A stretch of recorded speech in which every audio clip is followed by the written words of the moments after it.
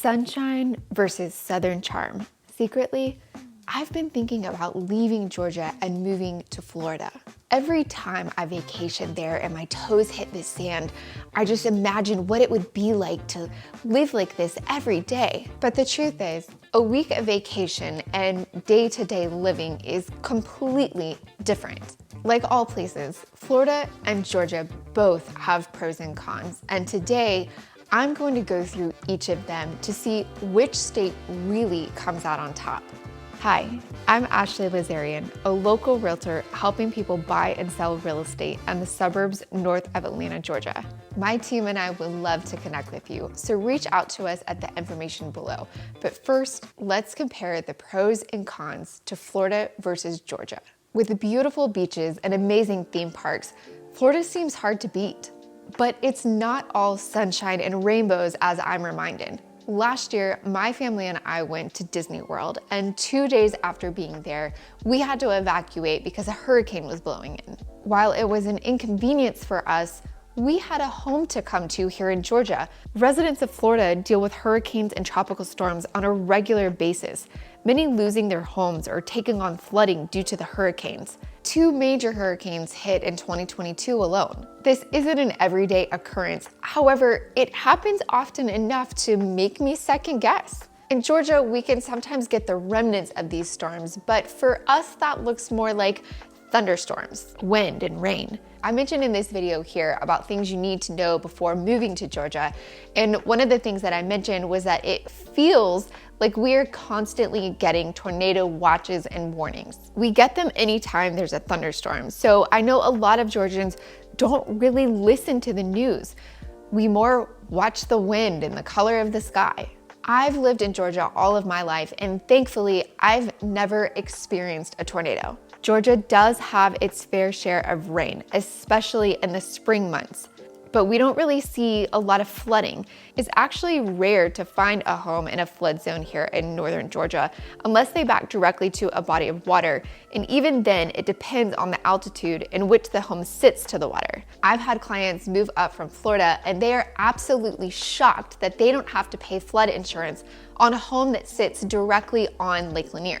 Lanier doesn't have a history of flooding due to the fact that the water levels are mostly controlled by the Army Corps of Engineers, and they can let water out through the Buford Dam down the Chattahoochee River. Many Floridians that made the move here to Georgia shared with me that their insurance premiums dropped drastically between the flood insurance falling off as well as not having the same inclement weather that Florida has. This brings up another good topic, the cost of living in Florida versus Georgia.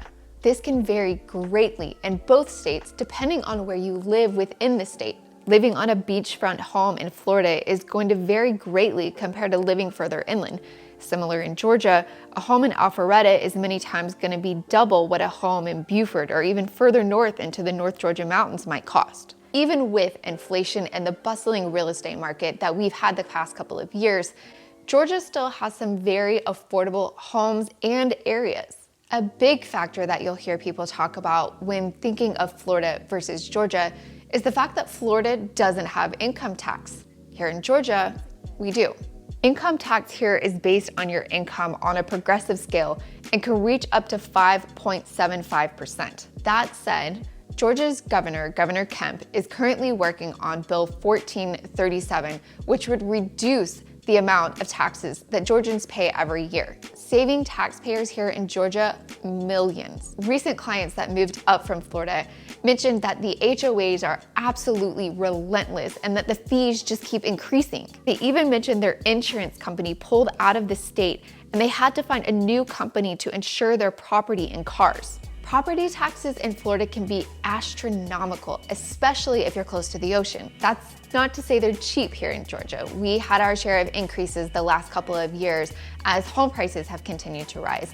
But that said, when compared to Florida, Georgia is still incredibly affordable. Florida's job market is booming, especially in tech and tourism.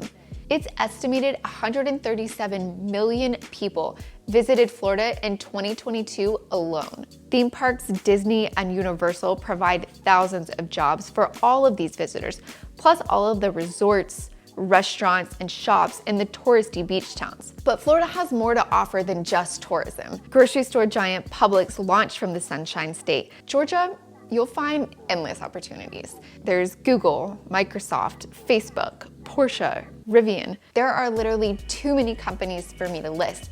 But for me, it's the small businesses, the original one-of-a-kind restaurants, shops with unique gifts that you can't find anywhere else. Georgia fosters entrepreneurship, and as a small business myself, that goes a long way. Ultimately, the choice between Florida and Georgia depends on your lifestyle. Both states have a lot to offer. After looking at the hard facts of both, I'll be staying in Georgia. Don't get me wrong. I'll still be vacationing in Florida often, planting my feet in that hot golden sand, but I'll return to Georgia, fully rested and ready for day-to-day life in the Peach State. If you're still torn between the two, give us a call. We'd love to be a resource. We have agent partners in Florida as well, and we can partner to help you and your family make the best decision for you. Check out any of my videos to learn more about the suburbs of Georgia. Make sure to subscribe, and I'll see you on the next video.